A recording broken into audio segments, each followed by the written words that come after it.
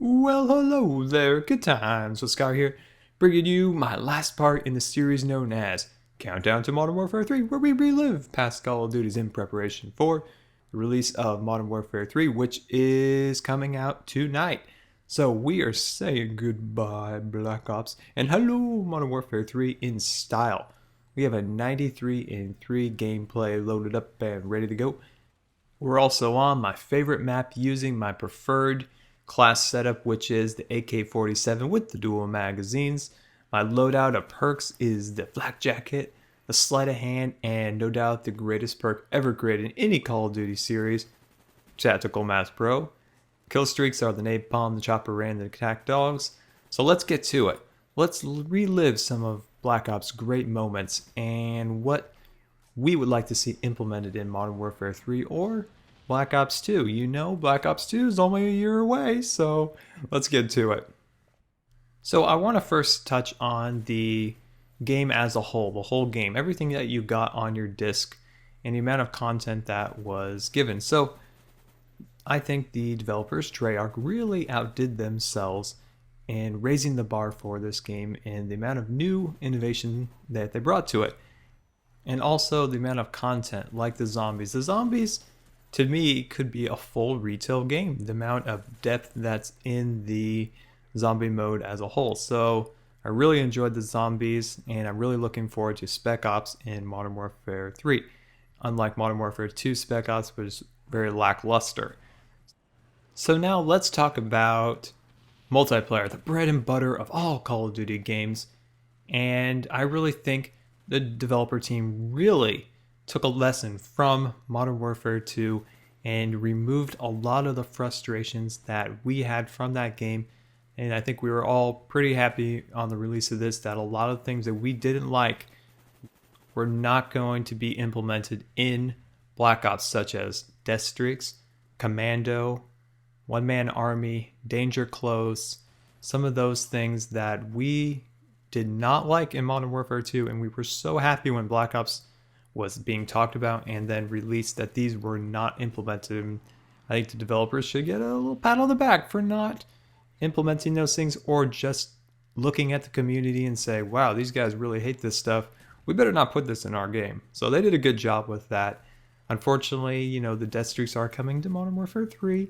We don't know the extent if they will really impact the game as much as they did in Modern Warfare 2. Time will tell. So I think that was definitely a positive in the multiplayer. Also, one of the hugest drastic changes from Modern Warfare 2 to Black Ops was the removal of stopping power. And you got to give it to them for removing that. That's a huge part of Call of Duty. And that probably, I would say, 80% of us all use stopping power. And to have that removed was they took a chance. And I think it really paid off. And I don't think we'll probably ever see stopping power back in the game in its former form. So I think that was a huge step forward for the series. But now let's talk about some of the new things that were brought into Black Ops that are original to the game, such as the player card. And wow, was that ever a step forward from previous games. And stat tracking, whereas before some people would always try to add you to see your stats. That was the most ridiculous thing I'd ever come across, but people did, and that eliminated that, but it also gave you a great chance to see how you were performing, check your stats, your favorite weapons, and things like that. That was a huge step up. And next, the theater mode, and wow, was that ever awesome. That's what really got me into YouTube. I uploaded a couple 30-second clips and I thought that was the coolest thing ever. And then I started making YouTube videos. So I really love the theater mode. It gave YouTube commentators a little bit of flexibility in recording where they didn't always have to fire up their computer. They could rely on the theater mode. Not 100% accurate. Sometimes it was a little off, but it was a great addition to the game. Next is what my favorite feature is COD points. I was in the 1%. I had 1,000,000+ COD points in Black Ops. And sometimes I would hold that over people's heads. I absolutely loved it. I cared more about my COD points than my stats. So I would love to see a more immersion into the COD point system in future Call of Duties, more $100,000 camouflages and things like that to make the system a little bit more fun. So that's all I can really think about the really new features that we loved in Black Ops. Now I try to be objective, so I will bring up a few negatives. The graphics in this game was a negative. It was a step down from Modern Warfare 2. I always like to think of the graphics as a bad black and white photo, that it's missing the highlights and the darks. It's only emphasizing the midtones of the photo. If you're a photographer, you might understand what I'm talking about. So I could see where they were going with the kind of drab Cold War era graphic style, but it just doesn't really translate well into the final game.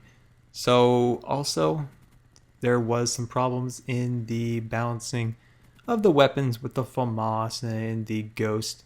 We all wish the FAMAS was a little bit more toned down than they did to it about halfway through the game.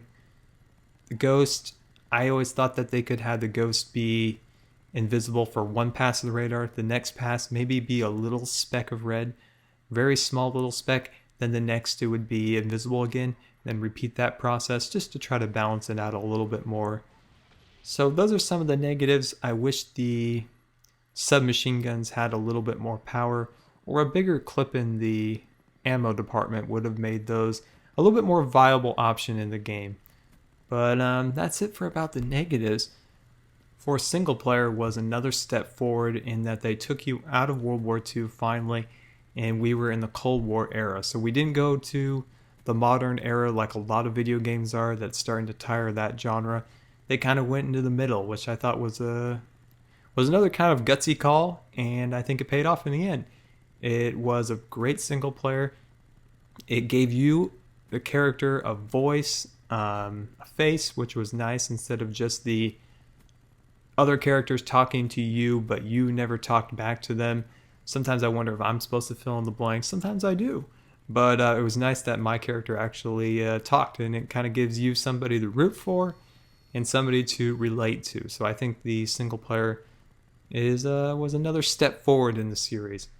Well, that's about it for the commentary. I'd like to thank you guys for stopping by for my Goodbye Black Ops commentary, and Modern Warfare 3 live commentary will be out Tuesday around 12/1ish. I'll have that.